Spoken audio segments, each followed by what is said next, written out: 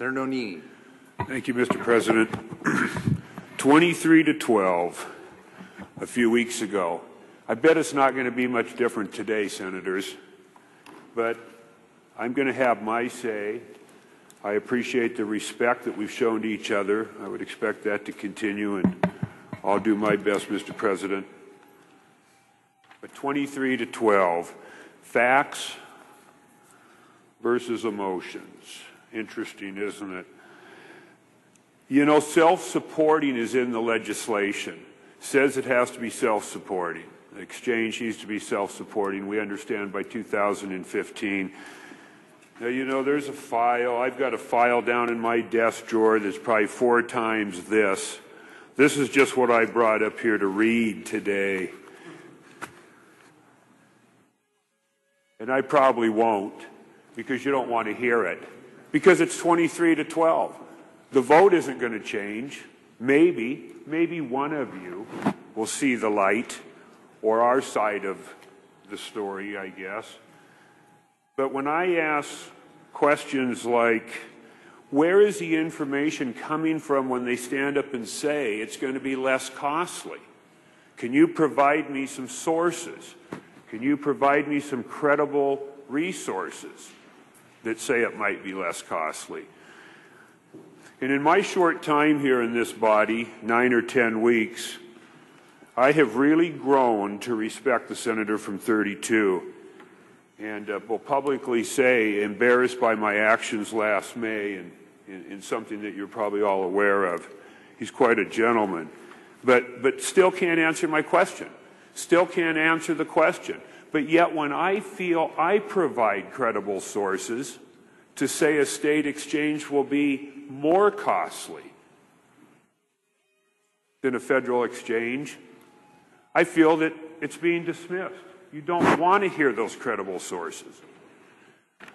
I just wish along this debate and along this couple of months that we've been here, when I've continued to ask that question, that I could get some sources.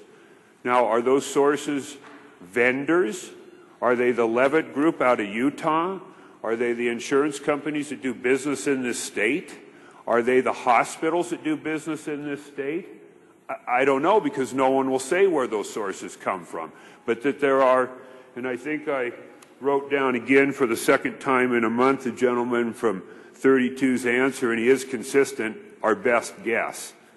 Our best guess.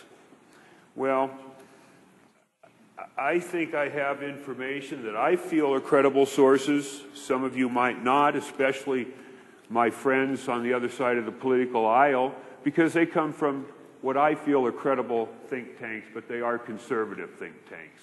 They're the Heritage Foundation,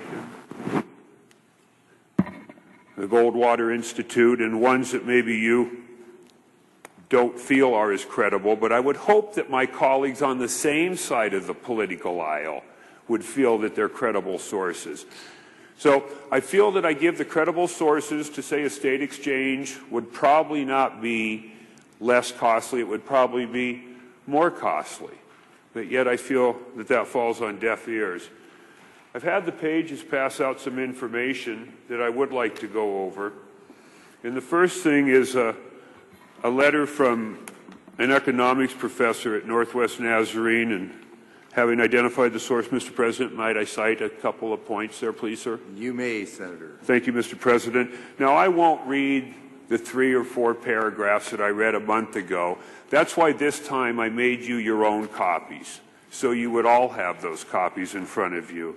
Now, I think this is a credible person. I've spoke to the gentleman on the phone. I've never met him in person. He's an economics professor out at NNU.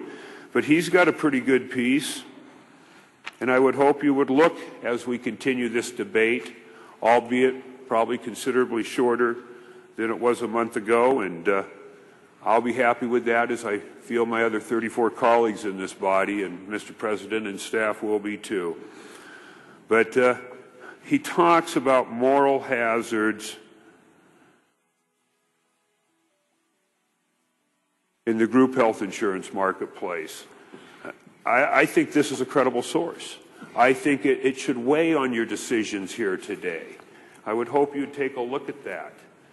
over the next short period of time. Again, he touches on important points that I believe a state exchange, and in his paper, cites the reasons why a state exchange will be more costly, not less costly.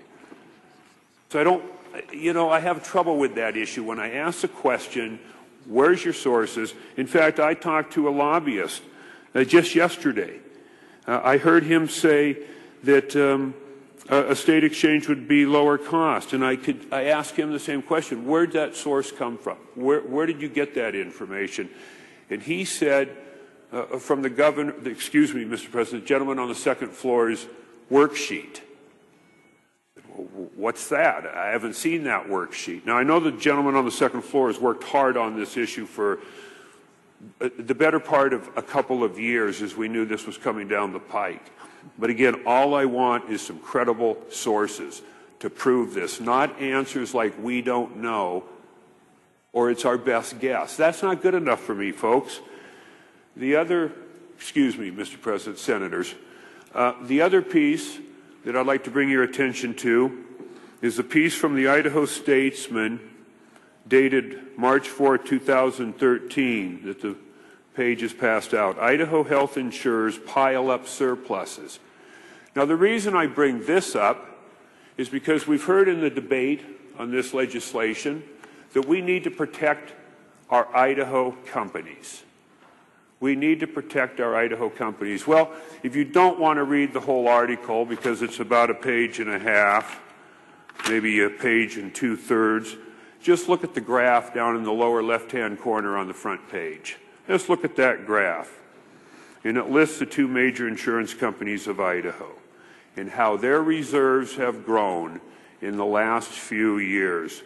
In fact, if you read the article and look at parts of the article, it'll say in the article that one of the company's reserves have grown at 5 times the minimum state requirement. 5 times the minimum state requirement.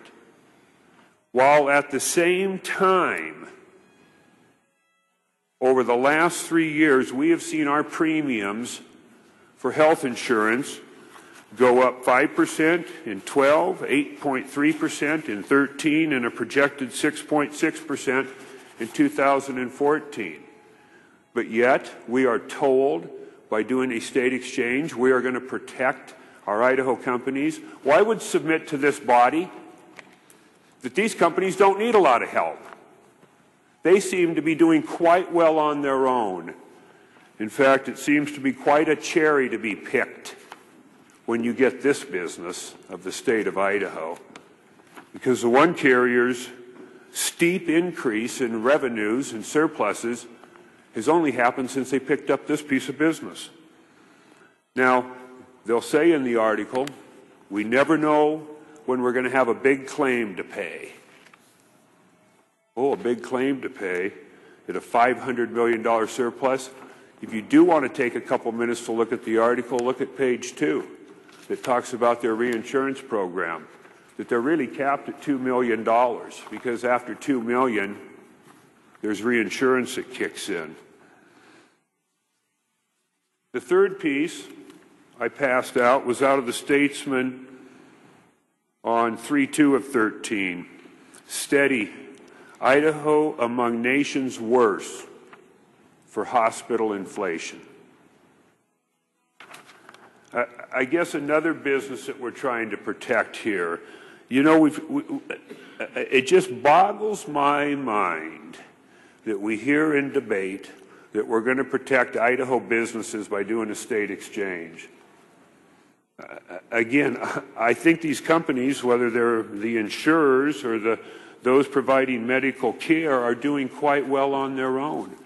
In fact, I think at the sacrifice and the detriment and the expense of Idaho residents, Idaho taxpayers, our constituents.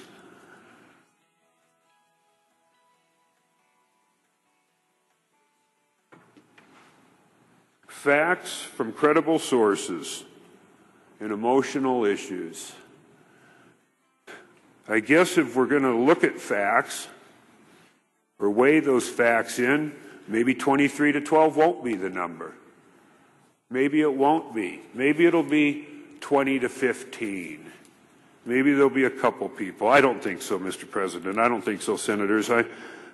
If I was a betting man, I would say 23-12, maybe 24-11, maybe 25-10. But at any rate, you know, the other thing that bothers me a little bit about this, and I've only been around here for this is just my 9th year. Some of you have been here twice that length or longer. Some of you have been here considerably less than those 9 years. But in my 8 plus almost 9 years here, I'd never seen an issue like this touch on emotions like it has, see as many people taken out for little meetings and lunches, and one thing that really bothered me the other day, which I said something to the good chairman from 32 and also the good senator from 34, were lobbyists mocking people. Mr. Chairman. Sir Hill. Mr. Chairman, I think our rules require us to discuss the merits of the bill itself. And I would request that, please. Sen Nonini. You know, thank you, Mr. President. We've also talked about free market solutions. You know, there is still going to be an insurance marketplace. The good senator from 32 mentioned that in his opening debate. We all know that. We all know that the large group marketplace will still exist. There will still be a private insurance marketplace. And I'll try to stay on task here and not get off the merits of the bill. You know, it's frustrating, I guess, what side you're on here. You know, I guess I'll just wrap it up with saying, and some of you will find this kind of silly, but it's the way I am. When I get up in the morning, and depending on how I feel, I'll look at what suit I want to put on. I'll look at what tie I want to wear, what shirt I want to wear. And you know what, Senators? You know what, this morning? I got the darkest suit out I could find.